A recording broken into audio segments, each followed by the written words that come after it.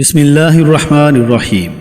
بخاری و مسلم میں بنی اسرائیل کے ایک قاتل کا واقعہ نقل کیا گیا ہے۔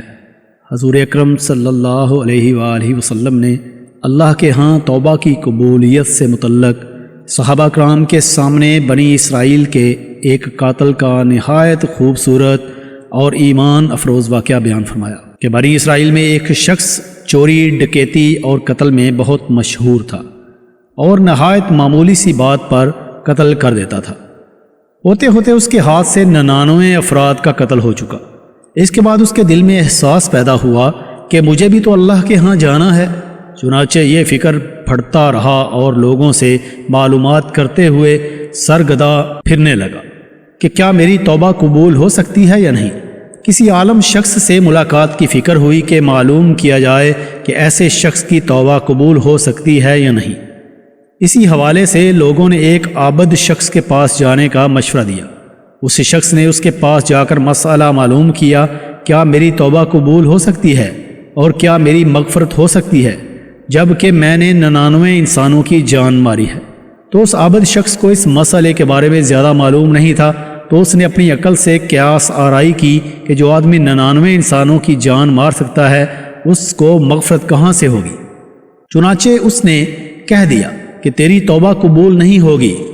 تو اس شخص نے غصے اور جلال میں آ کر اس کو بھی قتل کر کے 100 کا ہندسہ مکمل کر دیا کہ جب میری توبہ قبول نہیں ہونی تو تجھے بھی ختم کر کے 100 پورے کر دیتا ہوں۔ چنانچہ اس نے 100 کا ہندسہ مکمل کر دیا، مگر اس کے دل میں پھر بھی یہ خیال تھا کہ میری مغفرت کی کوئی نہ کوئی شکل ضرور موجود ہوگی۔ اس لیے اس نے لوگوں سے پھر معلومات کا سلسلہ جاری کر دیا کہ روئے زمین میں سب سے بڑا عالم کون ہے، وہی میرے مسئلے کا حل بتا سکتا ہے۔ آخر لوگوں نے اس کو بتلایا کہ فلاں جگہ ایک عالم رہتا ہے، اس سے جا کے معلوم کرو۔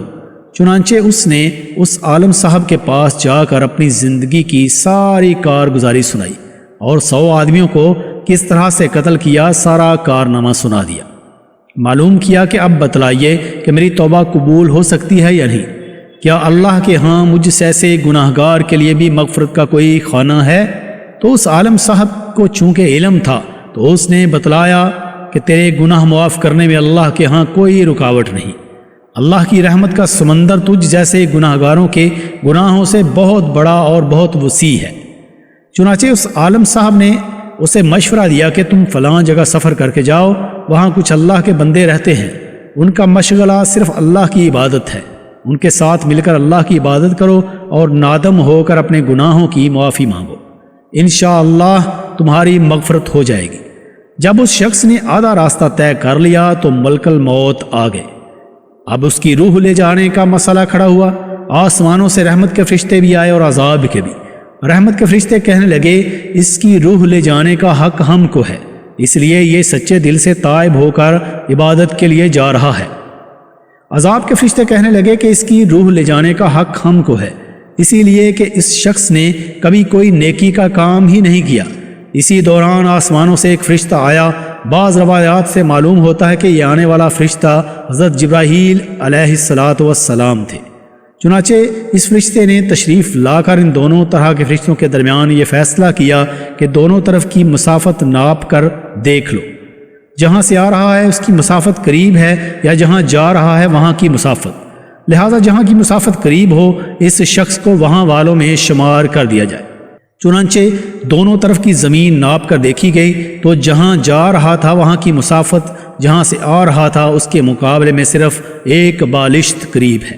چنانچہ فیصلہ ہوا کہ مقامی مسیحت سے مقام عبادت صرف 1 بالشت قریب ہے، اسی لیے رحمت کے فرشتوں کو اس کو لے جانے کا حق حاصل ہوا۔ چنانچہ اللہ تعالیٰ کی طرف سے اس کی مغفرت کا اعلان ہو گیا۔ ایک روایت میں آتا ہے کہ قتادہ رضی اللہ تعالیٰ عنہ فرماتے ہیں کہ حسن رضی اللہ تعالیٰ عنہ نے فرمایا کہ ہم سے یہ ذکر کیا گیا ہے کہ اس شخص کے پاس جب ملک الموت آیا تو وہ شخص سینے کے بل سرزمین کی طرف گھسیٹتا چلا گیا۔ حدیث قدسی میں آتا ہے کہ میں اپنے بندے کے ساتھ اس کے گمان کے مطابق ہوتا ہوں اور وہ جہاں بھی یاد کرے میں اس کے ساتھ ہوں۔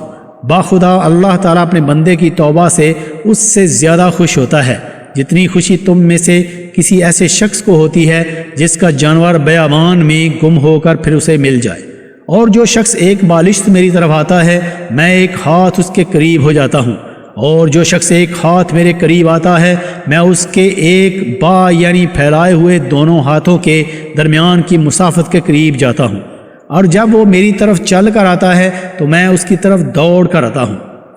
اس کا حاصل یہ ہے کہ انسان جب بھی سچے دل کے ساتھ توبہ کرے گا تو اللہ تعالیٰ ضرور قبول فرمائے گا۔